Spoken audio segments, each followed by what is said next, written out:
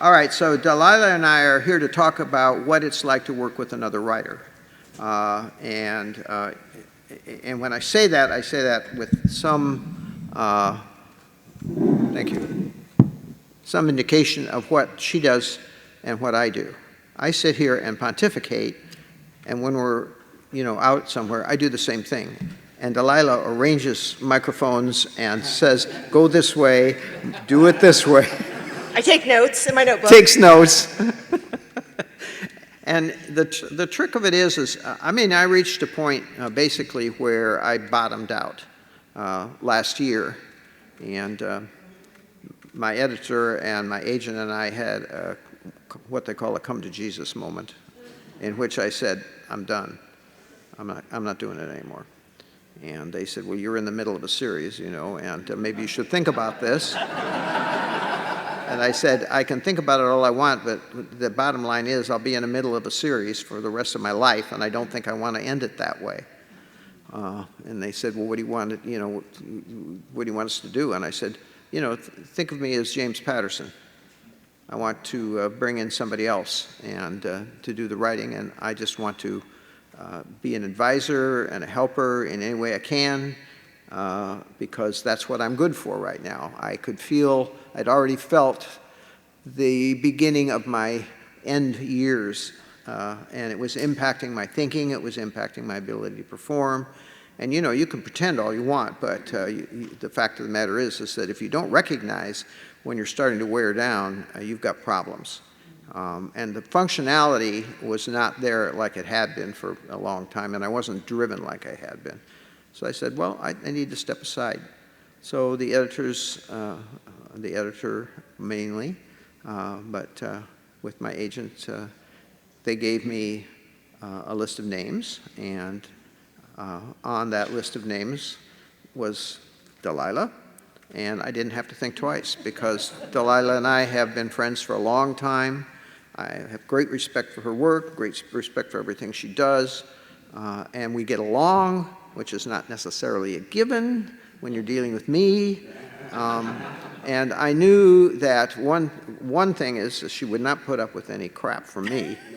And the other is that we could talk to each other straightforward without, blowing up or misbehaving or anything like that, and that we were both efficient, competent writers, and that would make it easy to work with someone. I've never worked with anyone before.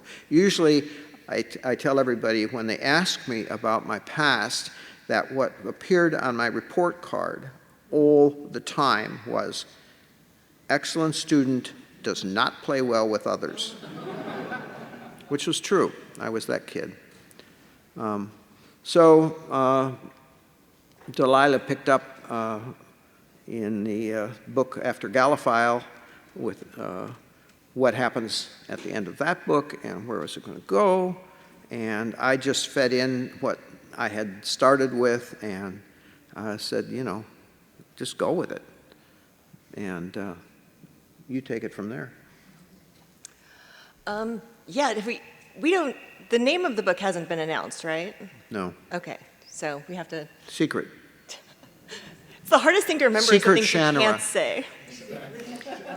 Yeah, no, I got, every now and then as a writer, so these days most of our news comes in through either email or text, so when your writer email bings, you go, like Pavlov's dog, it could be, you don't know what it is. But I got the email and it was like, have you ever had an email that you look at and you quickly close it and back away, like you're like, I don't think I can trust that because I don't think that was real. I think I'm hallucinating right now. But yeah, it was super exciting, the thought of getting to work with Terry and in such a special, wonderful world that, you read that book when you're 12 or 13 and it changes your life. So it's been very fun, and I haven't found you hard to work with at all, but I've worked with Kevin Hearn, who is also I've been very blessed with excellent writing partners. I knew you'd done that. I was not unaware, believe me. And we're still me and Kevin wrote 3 books together, The Tales of Pell, and we're still best friends, so that should tell you that, we're pretty cool. Because I've heard of some contentious writer relationships that just sound like, those movies where 2 people who hate each other are somehow handcuffed together? I don't want to live that. No. Yeah, so we developed the outline.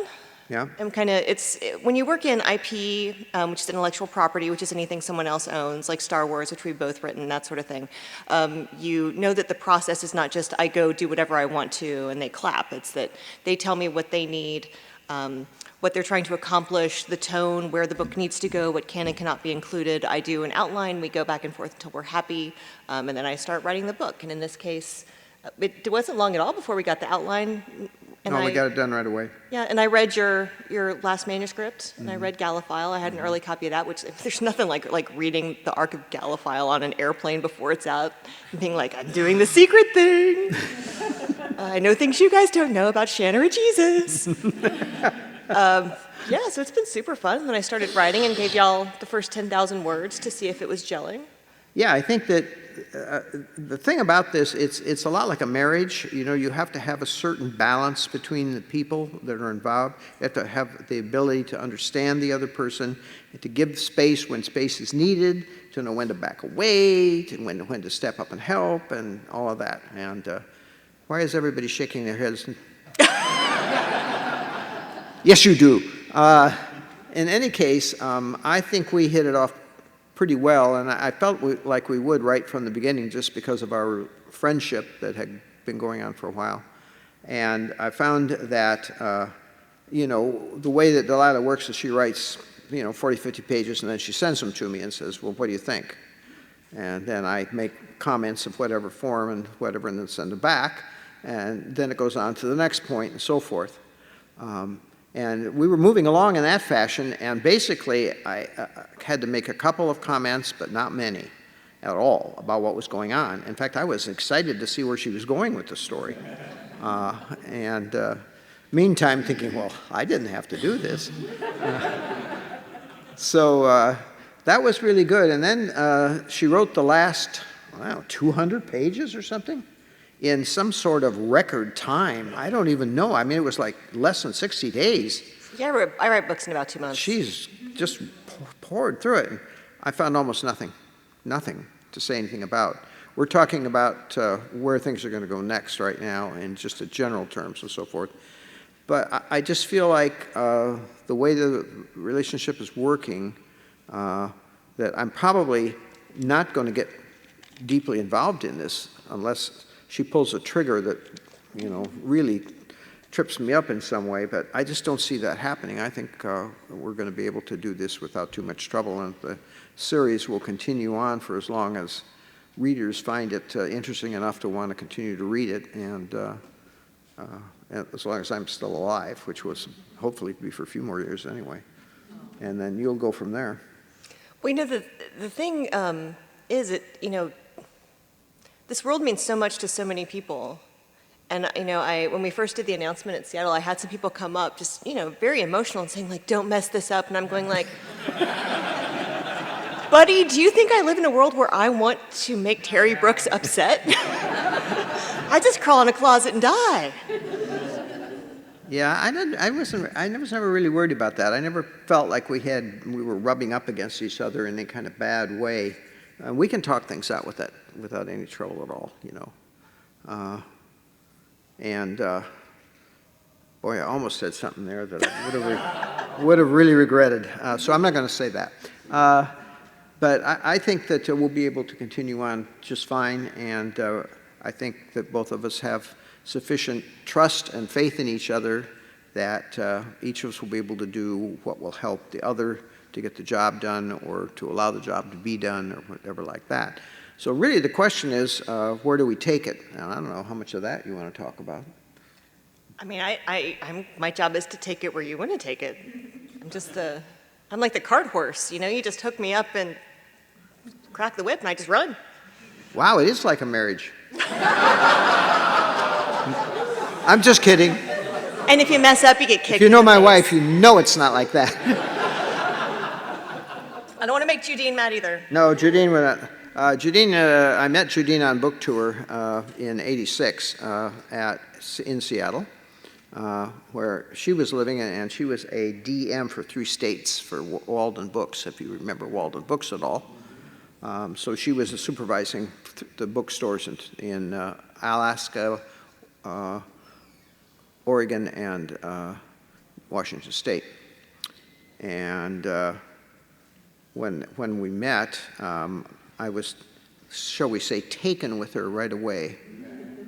She's very bright, she's pretty, she's smart, and so I said to the staff afterwards, which I did in those days and which you could do in those days because of the way that things worked in the book world, would you, to the staff, I said, would the staff like to go out to dinner afterwards and join me for, to celebrate what's in, because I'd had a good book signing and all that kind of stuff. And they all turned me down, except for one. So I said, how would you like to get married? No, I didn't. It didn't go down that way. But in any case, that was the start of things. And she's extremely talented and knowledgeable in the field, number one, because she reads about twice as much as I do, and all the time. And she's smart. She was an honor student and all that kind of stuff. She knows what she's doing. So we hit it off right away. And both of us are dyed-in-the-wool book people. Books before everything. So it was kind of an obvious match from the beginning. And I figured at that point in my life, by that time I was 42, I think it was. I thought, you really should settle down and stop messing around so much with your life. So I did. And that's worked out extremely well. And I think that when you find that kind of love in your life, you're extremely fortunate. And I have been more than fortunate in so many ways. I keep telling Delilah and everybody that I had so many good breaks in this business. I came into the business a total neophyte. I knew nothing about the publishing business. I just sent my book off, said, let's see what happens. In those days, what you did was you submitted it with a letter to a publishing house and a editor, and said, would you like to read this wonderful book? I'm sure you'll love it. Well, you didn't say that, but you said something like that. And then it would go there, and it might disappear for a year, 2 years. It might never return. Maybe it'll return, that sort of thing. And I was lucky because the first person that wrote back was a publisher from Daw Press, Donald Wollheim. And he said, I really like this book, but it's too much for us. You've got 800 pages of manuscript here. That's a large book, and I don't know if we can take a chance on this. Why don't you send it over to this new publishing house called Del Rey Books? So I sent it over to Del Rey Books, and I said, hi, I'm a newly unanointed author looking for a publishing house. Maybe you'd be interested in looking at this. And they looked at it. I didn't hear anything, and I even called the house, and they called back and threatened me. They said, don't do this again. You wait till you hear from us. That sort of thing. This happened a lot of times, actually, so I was used to it. And then I heard back, and it was from Lester Del Rey, who I knew, and he announced who he was, and he said, I think that you have potentially the most important book since Tolkien, which I thought was a decent thing to say. I thought, does this happen to anybody? So yeah, and so it went along from there, and I've had extremely good success. I'm one of those writers who can say, I don't have anything to bitch about. I don't. And if I do, you tell me to shut the fuck up. Because I've had so much good luck in my life, and I've been so well treated all the time by everybody, with a very few minimal exceptions that are so small they don't even matter. And I've had good coaching, I've had good support, I've had all the kinds of things that you hope you would find if you broke into publishing. And it's such a difficult business to break into, as you might guess. I mean, you're not up against, a few 100,000 people. You're up against millions of other people who all want to write a book and get it published. And for you to get picked up and published takes a whole lot of luck, along with anything else that happens. And I have a friend of mine, a writer friend of mine, name has escaped me these days, but anyway, she lives in Oregon, and she gives a lecture on what it takes to get published. And she sits her people down in an audience like I'm talking to you, and she said, what's the single most important thing that you can expect to have happen in order to get published? And people say you have to have, good characters, you have to have a good plot, you have to have this, that, and the other thing. Nope, nope, nope. And she said, luck. You have to be lucky. And you can make your own luck, but it'll happen in different ways, and you have to be at the right place at the right time, with the right material, with the right editor, potential editor, and with so on and so forth. And for all those things to come together, I always think about that as, well, okay, you have to have some skill too, but more than that, somebody has to say, oh yes, this person has some skills. I think a lot about it in terms of being an athlete, really, because that's the same thing. And sometimes great athletes go through a lot of trouble to get somewhere because somebody doesn't recognize the potential of the person that's there, and they don't develop it. And they don't take the time and effort. And in the old days, and Delilah can speak to this a little bit, although she's not back in those days, but when I came into the business, you planned for a book publishing for 2-3 years. It wasn't just every year, and it wasn't just, we're going to bring this out right away or anything like that. There was a big time period. And I remember that Judy Lindell Ray, Lester's wife, who was also a co-editor there, went around the country to the bookstores and talked up Sword of Shannara for 2 years before they released that book. So how many people get that kind of luck in their lives? So it's bizarre, isn't it, when you think about it? Oh yeah, publishing is a weird business. How did you get published the first time? So I was one of those kids who I didn't understand other children, but I understood books, so I just wanted to read a lot. So I was always reading, and I was an artist. I was a working artist and a muralist. I have an art degree. There's no money in art degrees, really, which my dad told me, and I didn't believe him, and he was right. Anyway, I was 31, and I had 2 children under 3, and I spent my whole day in the house kind of just sitting there, and I was only getting about 3 hours of sleep a night, and I started hallucinating. And I went to my husband, who's a psychologist, and I was like, hey, have you heard the rats talking in the walls? Because I think it's a problem. And he was like, you need sleep. Like, this is how the Army tortures people, is with the amount of sleep you're getting. So we're going to get you a sleep schedule, and I'm going to help you more. And he was like, but you need a hobby. You're not painting. And I was like, well, paint is poison. All art and media is poison. And he was like, well, write a book. All you need is a pillow in your lap and a laptop, and you can write a book. And my brain was so broken, I was like, yeah, okay, fine. If you'll watch the kids, I'll write a book. And so every day I'd get about an hour where they were at the playground or walking around Target or at the McDonald's play place where I would get to write. And so writing for me was this beautiful, wonderful escape. And all day I would think about what I was going to write because I knew I only had an hour. And the second I sat down, I had to be going. I couldn't be like, oh no, a white blank page. What do? I had to be like Mad Max in it. So I wrote my first book. It was real bad. I didn't know how to get an idea. And so I said to him, how do you get an idea? Because he'd written several books at that point in time. And he said, well, I'll send you an idea every day, and when you get one you like, write it. And the first one he wrote was, a woman wins a cruise and hijinks ensue. And I was like, I haven't been on a cruise. I don't know how to write a cruise. And he was like, oh my God, I thought you were creative. Have you been on a boat? Have you been to a hotel? Like, it doesn't have to be a cruise. And so I wrote a book about a woman who went on a ferry to Greece and accidentally had relations with Zeus, because that's what he used to do, was, disguise himself. And then she started seeing Greek myths everywhere. So like, you'd see a dog walking down the street, but because she had experience with Zeus, she saw Cerberus. Real bad book. First line was about diarrhea. Don't start your book with diarrhea. That's the best publishing information I can give you. I got 57 rejections, and then one agent said, this book is fatally flawed, but you have chops. Write a book, another book, and send it to me. And I was like, cool. Foom! Like, threw the book out the window, started the next book. It was about rats that talked in the walls.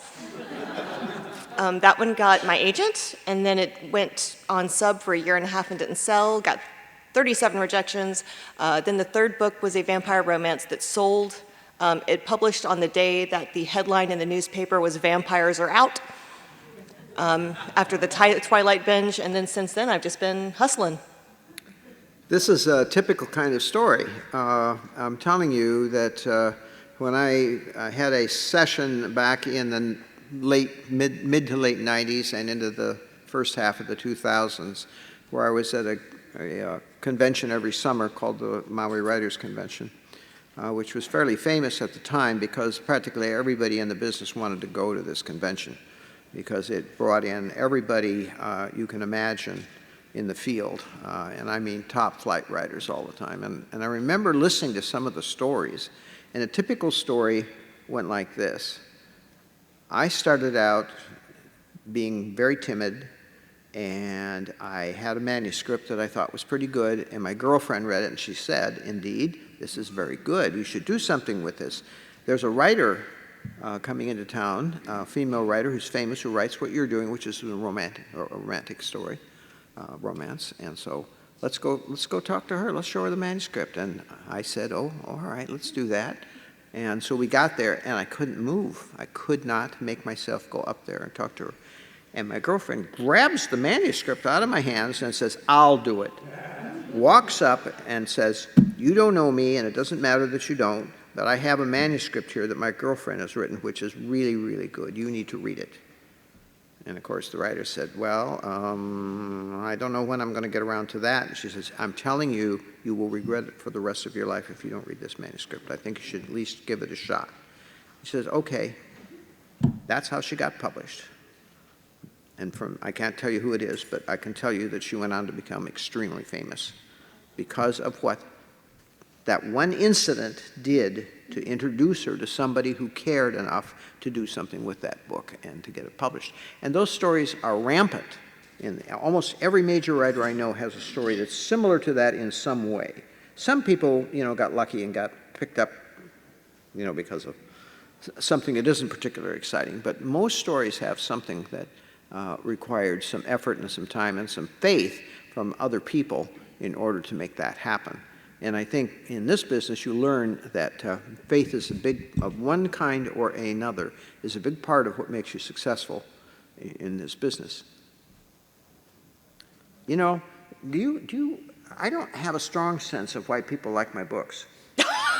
I don't. I mean, to me, they're okay, but I don't have the same enthusiasm that the people who talk to you about your books. But I do feel that way about other writers. Well, I think the world lives in your head, and you've spent so much time there that nothing can surprise and delight you because you've toiled to make it happen. So it's kind of like how if someone wraps gifts and puts them under the tree and says that they're from Santa, then you get extremely excited about that because you don't know what's in them. Yeah. Whereas if you go buy yourself something at the store, you're like, well, I know what this is. I'm not going to wrap it.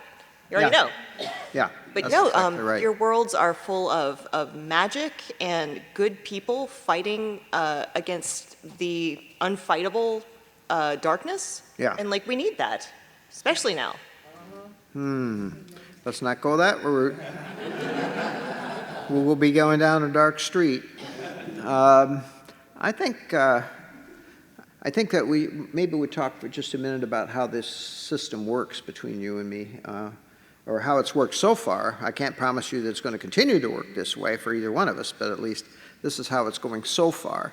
It's basically a case of, now we're starting a new deal. I started out with the idea, obviously I wrote the original book, so I got the series. I set the background for this. But when Delilah comes in and does a book, I don't want to get underfoot, and I don't want to step on her toes, and frankly, I don't want to get in her way in any form if there isn't something important and constructive that I have to say. So unwelcome and ungracious comments are not ever a good idea.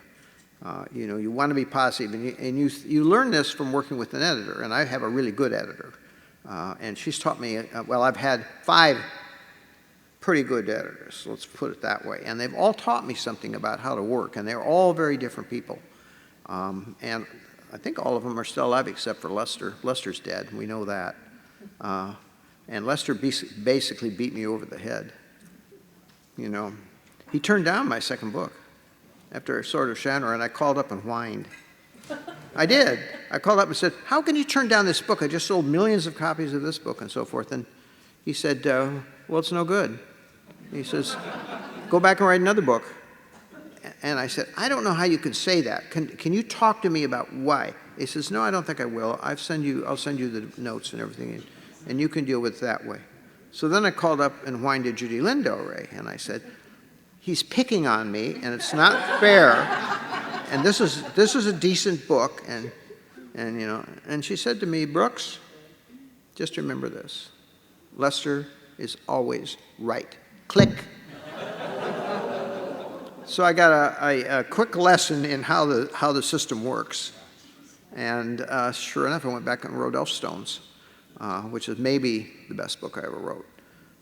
So I thought, you got to take I knew enough about life at that point to know you had to get bumped around a little bit along the way, and that's just the way it was going to be. And I think that's part of the learning process. So when working with Delilah, I can talk to her openly about stuff. I don't have to nitpick about stuff because I have great confidence in what she's doing. And if there was a blip in things of any sort that had to do with past history and so forth, that would be a constructive thing to talk about. But just saying, well, I don't like the adjective you used here, or I'm not fond of this particular thing, I think, oh, for God's sake, get over yourself. But you can also change those things in copy edits. There's time for that. I mean, there's copy editing and all that too. There were some, a few typos and things like that. But am I going to mess with that? No.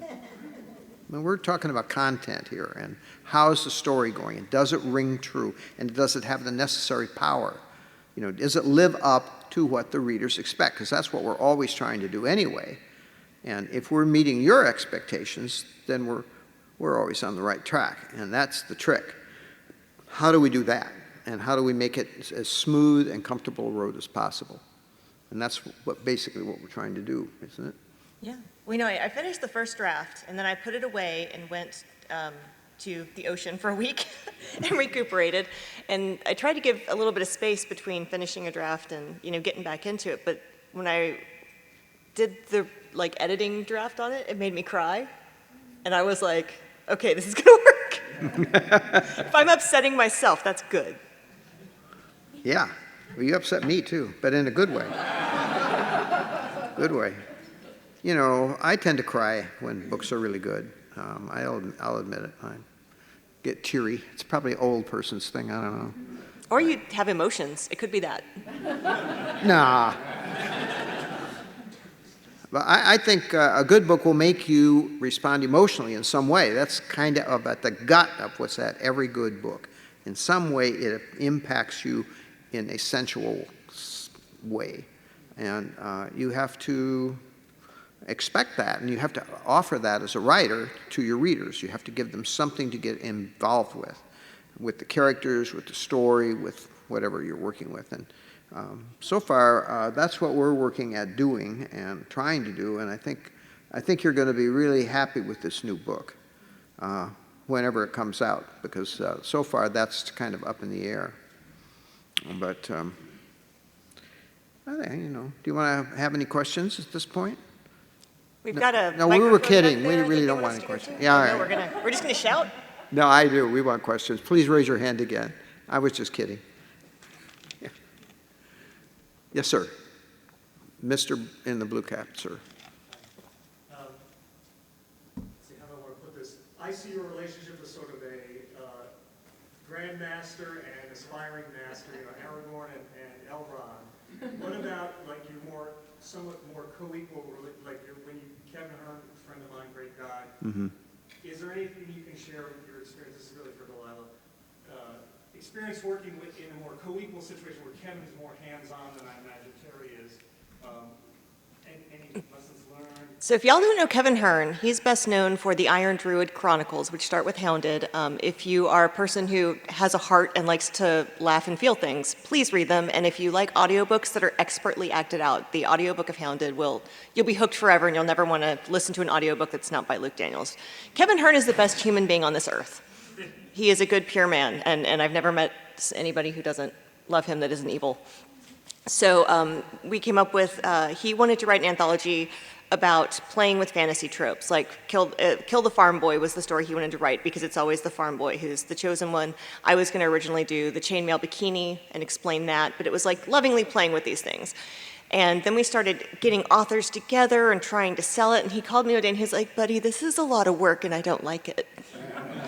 And I was like, okay, well, let's just hear me out. You and I just write it together, and then we split the profits. And so we did that. but we are very close friends, and we don't have a lot of ego involved. So it's almost like active improv of yes and. So most of those books, we would be in a con together. We did one in Seattle and one in New Orleans, where we would go to like Frenchman Street and walk into a bar, and I'd be taking notes, and we'd be like, and what if there's and what if there's a goth gnome, and what if they ride capybaras, and what if da-da-da, and what if the reason she has the chainmail bikini is because the rest of the armor is on layaway. And so we would story break the books, and we would come up with the characters together, and there was never any ownership of the characters. Whatever character your chapter was, you just wrote that character. And so I would write a chapter and send it to him, and he would fix whatever I'd done wrong in the comments and be like, buddy, this is so funny, I like this joke. And then he would write his chapter and send it back to me, and I would do the same thing. So it was just basically trying to make your best friend laugh. It was the most delightful experience. It was really lovely. We only had one instance where we disagreed. And he was, I mean, it was like, you know how when you see the pictures of the pangolin, the animal, the pangolin, they always look like they're walking up to the king to apologize for something that's gone wrong? He was like, buddy, I'm so sorry. I don't want to make you mad. I kind of had something else in mind for this chapter. And I was like, dude, rewrite it, whatever. I'll write the one after. You throw the whole thing away. I don't care. You do what you need to do, and I support it. So he rewrote this chapter that I'd written as a joke. Into this very heartfelt thing that made me cry. And I was like, nope, this was the right choice, buddy, you did it. And then I wrote the one after that, and that was the worst thing that ever happened to us, was we came up with some seagulls that eat berries and then poop musically, and he made that very heartfelt. So yeah, it was very different. But this is... Sometimes would write the same character? Yeah, so it's like if he wrote this Toby chapter, and then I would write this Gustav chapter, and then he would write this Via, and then we'd get down, and then maybe the other person would write that character. So we just had to, our goal was that at the end, the publisher and the reader could not tell who'd written each chapter. So you had to mimic the voice of whoever wrote the guy. Well, we both write IP, so we're real good at mimicking voices. Like, it's a very niche skill writing in IP and in franchises, because if you are writing Star Wars, you have to sound like a Star Wars author, and if you're writing Firefly, you have to sound like a Firefly author. So we both had experience matching voices, but apparently we both just like to lovingly make fun of fantasy and make awful puns. So it works out. Yeah. Yes, sir. So you have a wonderful bibliography, so many great novels. I've always looked at that list of books and said, how did Hook end up in that? Like, you're credited with writing that novel, and I've always wondered the story of how you ended up getting attached to that work. Any particular book? Hook, like, isn't Hook on your bibliography? Hook, Oh, Hook? yeah. Oh, yeah. How did that end up in your lap? My editor at that time at Del Rey said, we're looking for somebody to do an adaptation, novel adaptation of Hook, the movie with Robin Williams, and in case you know anybody. And I thought about it, and I thought, that sounds kind of good. Said, after a while, I called him back, and I said, I think I'd like to give it a try. I think I could do that. I'm sort of a Peter Pan-ish kind of guy anyway. And grew up with those stories and so forth. And he said, no, you're not right for it. And I said, well, so let me just give it a try. And he says, you're going to regret this. And I said, well, if I have to regret it, I'll regret it. So, and he was right. I did regret it because nobody in the movie house wanted to talk to me. And they didn't want to show me the sets, and they didn't want to reveal anything, and so on and so forth. So finally, I said, send them a note and tell them that I'm going to write the book the way I want to, and I'm going to make the story up the way I want to, and that's how it's going to get published. And, maybe that'll come to their senses. So eventually they came to their senses enough to allow me to go on to a mock-up of the set and look at stuff, and they were not revealing anything. It just were just awful people. So I wrote the first several chapters of the book and said, tell them to look at that because this is the start of the book I'm writing. And then they came around a bit and gave me a whole lot more information. But it was a very contentious relationship. Now ask me about Star Wars. That was great. No problems. I went to Skywalker Ranch and spent 3 days and talked to George Lucas at length. And, it was nice. He was a very interesting guy. I liked him because he's my age and he's about my size. I thought that was really a fortunate thing. And he came from California, I came from Illinois, so we came from different backgrounds, but we came from a lot of the same reading experiences and so forth. And I said to him, I'm not sure why you're choosing me to do this, because I don't write science fiction. And he said, I don't either. I said, oh. He says, well, what do you think you write? What are you looking for? And he says, I'm looking for an adventure story person. He says, you seem to be the closest one that's Mark. And I thought, he's bullshitting me, I'm sure. I said, all right. I said, okay, well, I can handle that. I said, but you know, I'm going to want to do this the way that I feel comfortable with it. And I don't know how you're going to react to that. He says, well, when you're done with it, I'm going to get a look at it. And I said, that's right, and you're going to be able to change anything you don't like. He says, that's right. He says, so if you color outside the lines, you're going to have to, you know. But he changed almost nothing. And he was very good about me. And at one point, I called him up and said, I don't get all this backstory. What's the story here with all this, you know, different worlds and all this other stuff? And he talked my head off after that one sentence for like half an hour, which showed me he really knew his world and what it was about and everything. And that was a real eye-opener. And it was the easiest thing. I wrote that book in 90 days. It was easy. It was just as easy and could be. And he changed, I don't think he changed anything. But if he did, I don't know what it was. So I was very lucky with that. And that's a situation you always want to go. And I remember that when I was working with Delilah, too. I thought, don't mess with what she's doing if it doesn't have a substantial reason for being. Give help where it's needed. Don't try to rework, you know, the thing that's being done. And I think that's probably the way we'll continue to work, too, because number one, I don't want to do any more work. You know, I'm out. I told that to Ann, my editor. I said, I'm really done. I've burned out, and I'm old enough now that I don't feel the need to continue or want to continue. I'd like to see the series continue, but I think Delilah's perfectly able to do it with a little bit of help and advice from me where she needs it. And other than that, just stay the heck out of the way. And I think maybe that's the way it works best. I know that people like Kevin Anderson and who's his co-writer? I can't think of his name. I always think of him with Stackpole. I always see them at the same time. No. No, it's the guy whose father was Brian Herbert. Thank you. Oh, just the Dune guy. Cool. Yeah. I know that they work together from different parts of the world and, you know, back and forth, and it works for them pretty well. But I know some other relationships where there's some contention, and we both do. And so those are not what you want to get into, because this is not how I want to spend my last days, is in some kind of a contentious relationship. I think a lot of that has to do with ego. Yeah, it And does. if you bring ego to this, you're kind of starting off on the wrong foot, I think. Yeah. So we've been asked, if anyone has a question, if you could please line up at the microphone. Thank you. Sure. It's David. David made us do it. David knows what he's doing. He does. We do what David says. Yeah. We try to obey. I just wanted to say thank you. Your Shannara series has been phenomenal, but my first love was actually the Magic Kingdom for Sale Sold series. Thank you. Thank you. And I was just curious if Delilah had any ideas about maybe continuing on that series for you as well, or if there should be ever any new books, or the book is just shut on that. Well, we haven't discussed it. And as a matter of fact, I do have a book to follow up the ones that are there. And I was going to write it, but I'm pretty sure now I'm not going to. So perhaps she and I will have a discussion about that. That would be I awesome. would Thank be you. perfectly willing to let her do that. If she has, fast as she writes, she can probably have it done by next week. I have this policy where most of the time I just do what Terry and Ann tell me to do, and it works really well for me.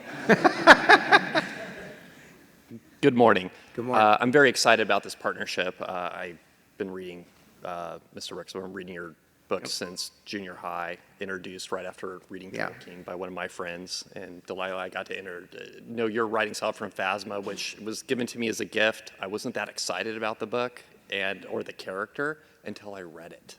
All right, there we go. Incredible writing style, kept me fully engaged, and so I'm excited about this. Similar story to you, I was in book wholesale and publishing in the late 90s, early 2000s. come walking into the lunchroom, and there's this arc of a new Terry Brooks book. I immediately grabbed it, took it, read it, sent it to one of my friends who had introduced me to you in junior high. We'd still kept in touch, and I think he still has it to this day. I think he treasures it. Just interesting to understand, Mr. Brooks. You had talked about you're not really interested in your own books. There's other authors who really pique your interest. Interested, like one or two of those authors? I don't hear very well either. Who are your favorite authors? Oh, who are my favorite authors? Yes. Oh my gosh, there's so many. Let's see. Well, of the new females brand, aside from Delilah, who is not writing in the field of fantasy per se, for the most part, are you? Fantasy with a lot more stabbing, Yeah. violent things. I'm a big fan of Alex Harrow. I think her books, she's only got a couple out, but there's a few books there that brought me to tears. I loved her work. I like, I can't think of the names. I like Olivia Blake. I like, I can't think of the other. I'm sorry, I can't. Thank you for I'm not sharing. very good at this, but if you look at what's out there, I mean, I think Cassie Carrington, is it Carrington? What is Carrington? Character? Yeah, I'm bad with it. Anyway, if you look at what's out there right now, with the ones who are getting some credit for what they're doing, I wish I were better at remembering names, but I'm just awful at it at this point in my faltering life. There are a lot of ones out there. I'll probably put some names up on the board on my website before too much longer and just say, here's some people you should pick up on. Thank you. You're very welcome. I'm going to interrupt real quick just to do a little housekeeping. We've got about 8 more minutes. We go until 10:50, Yeah. and then, or is that, yeah, 10:50. And then in a half hour, there will be a signing in the sales pavilion, which is the big windy place where you get your badge, where Terry will be there from 11:30 to 12:30. And I have a panel at 12, so I'm going to miss most of it. But we kind of generally stand around in front of the bookstore for 10 minutes before it happens, so if you want anything from me, I can do it there. But Terry will be there signing for an hour, so. Yep. Yeah, because they're going to kick us out pretty sharply when this ends, so I just wanted to make sure everybody knew that. Right. And Mysterious Galaxy is the bookstore, and they will have our books on hand to buy, and then if you bring your own, those can be signed as well. Thank you. Well, first, thank you both for being here. And my question is, you've written so many truly memorable characters, and I wondered, out of your body of work, do you have a favorite character that you wrote, and why? You know what I say to that? What? All the time. Are you asking me to choose between my children? I am. I mean, I'm my parents' favorite child, so. I think I attach myself most closely to peripheral characters who are interesting in different ways or serve different functions. Sometimes they get killed off, sometimes they don't. But I like the nuances of what you do with supporting characters in conjunction with main characters.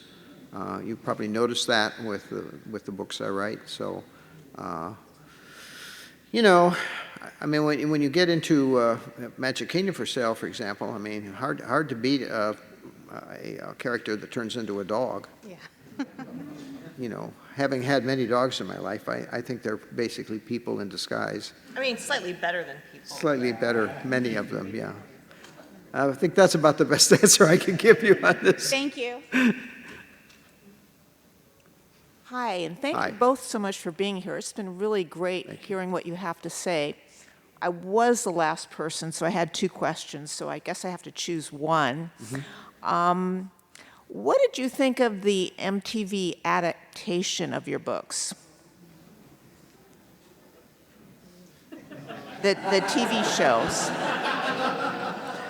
I thought it was all right. Oh, okay. Okay. I mean, we had some contentious discussions about it, as you might guess. Oh, When okay. they started disrobing the women, I got a little upset because that's not what I write. You know, and I explained to them in great detail, this is not what I do, and they explained in brief detail, this is what we're doing. And, you know, I understand the adaptations have to be treated differently or are going to get treated differently. By and large, I was happy with the actors. I thought they were good. I'm friends with John Rhys Davies and a couple of the other young ones that were in the lead. And, you know, I think for what it was supposed to be, it worked out about as well as I could have expected. Unfortunately, after the first season, they discovered that the mean audience for the show was not teenagers, as I told them in the beginning. Yes. But it was in the later 20s and into the 30 group. Those were the people who were my strong audience, you know, and they discovered that, and by then they decided, you know, MTV decided, well, yeah, this isn't doing what we wanted to do, so then it got kicked downstairs to another spike, and it was never came back to where it needed to be. Okay, thank you. This is the life of this is the way it works. This is why books are so much better. Thank you. All right. So I guess we're out of time, and thank you all very much for coming. Yeah, 3 minutes. Thank you for all the support.